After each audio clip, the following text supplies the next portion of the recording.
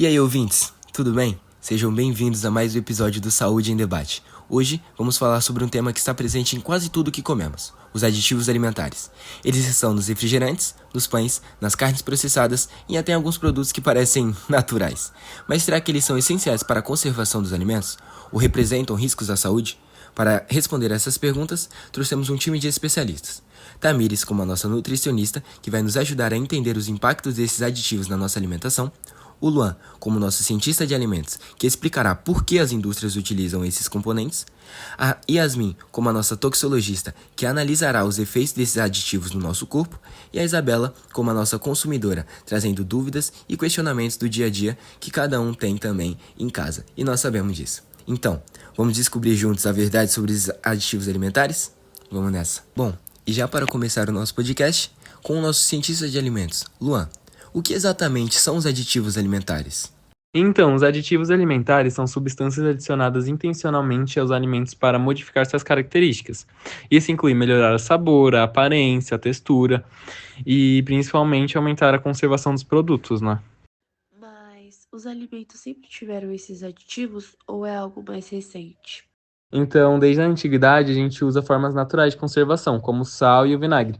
Mas com a industrialização e a necessidade de transporte e ainda mais o armazenamento de alimentos, surgiu a necessidade de desenvolver conservantes, né? Tipo corante, aromatizantes sintéticos, enfim. E aí que está a questão. Nem todos os aditivos são prejudiciais, mas alguns podem causar problemas de saúde se forem consumidos em excesso. Exato! O estudo que a gente analisou aponta que alguns aditivos, como corantes e conservantes, eles podem estar associados a riscos como alergias, hiperatividade e até danos celulares. Vamos falar agora sobre alguns dos aditivos mais comuns e seus impactos na nossa saúde diariamente. Primeiro, os corantes. Eles realmente fazem mal? Então, na verdade, os corantes são utilizados para tornar os alimentos mais atraentes visualmente, né? Mas alguns estudos indicam que os corantes artificiais, como a tartrazina, se eu não me engano, e a eritrosina, podem estar associados a reações alérgicas e a hiperatividade em crianças. E os conservantes? Eu já ouvi falar que eles podem ser perigosos, mas eu não tenho certeza. Depende do tipo. Os conservantes evitam a proliferação de micro-organismos nos alimentos, o que é essencial para evitar intoxicações alimentares. Mas alguns, como os nitritos e nitratos presentes em embutidos, podem formar compostos potencialmente cancerígenos chamados nitrosaminas. Por isso, o consumo de embutidos deve ser moderado. O ideal é buscar alternativas sem conservantes químicos ou optar por produtos mais naturais. E falando em alternativas, e os adoçantes? O aspartame e a sacarina, eles são seguros? Então, sobre os adoçantes, eles são usados para substituir o açúcar e são comuns em produtos diet light. Porém, o aspartame, por exemplo, pode se decompor em substâncias como metanol, que em grandes quantidades pode até ser tóxico para algumas pessoas. É por isso que há estudos sobre os impactos do consumo prolongado desses adoçantes, especialmente para pessoas com sensibilidade metabólica. Então, o que é mais saudável, o açúcar ou o adoçante? Olha, depende do caso. O excesso de açúcar pode levar à obesidade e à diabetes, enquanto o uso exagerado de adoçantes pode ter outros efeitos. A melhor opção é a moderação sempre. Depois de tudo isso que aprendemos e ouvimos nesse podcast, fica aquela pergunta: como podemos fazer escolhas mais seguras no nosso dia a dia? Primeiramente, leia sempre os rótulos. Evite produtos com listas enormes de ingredientes e priorize os alimentos minimamente processados. Outro ponto importante é conhecer os códigos dos aditivos, que muitos produtos trazem apenas números de INS, então pesquisar sobre esses códigos pode ajudar a evitar substâncias indesejadas. E lembrem-se, equilíbrio é tudo. Não é necessário eliminar totalmente os alimentos industrializados, mas sim fazer escolhas conscientes. Fazer escolhas mais seguras quando estamos falando de aditivos alimentares não significa apenas evitar certos ingredientes, mas sim entender o impacto geral da nossa alimentação.